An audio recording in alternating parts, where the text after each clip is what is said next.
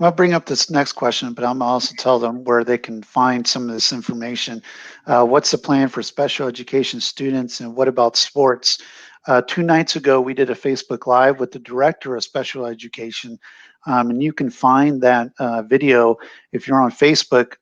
Go out to our main page, go to videos, and then go to playlists, and then you'll see the Facebook Lives. We keep an archive of all of them.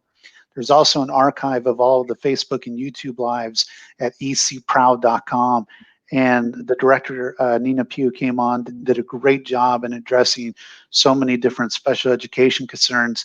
And at ecisd.net, there is a frequently asked questions for special education students in 504.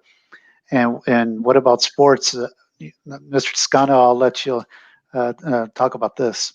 Well, Mr. Willis, I'll just add that we are committed to working as an ARD committee at the direction of the parents or guardian of every child to make sure that the IEP that is developed is appropriate to meet the needs of the child, and it rises to the level of your approval. And we're going to find every possible option to meet those needs. Not only is it the law, we have a moral obligation to do so and a burning desire to do so, and we're committed to that.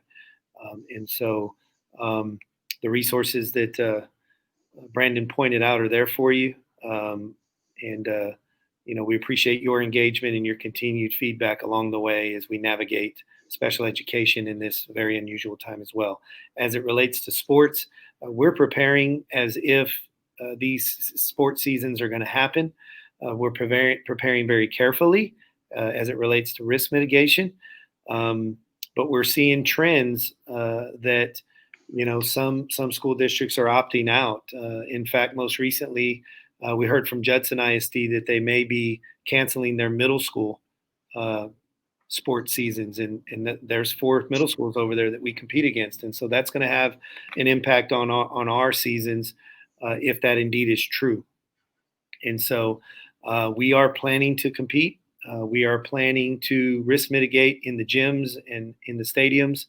We're going to keep people distance. It's going to affect the number of folks that can come to watch the events. It significantly reduces the number of folks that can be at our games.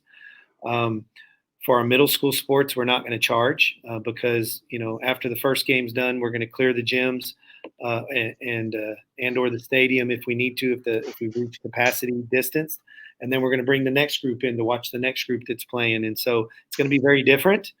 At the high school level, again, very small numbers in the gyms. I think we're able to seat about 1,000 in the stadium is max to maintain all of the distance requirements.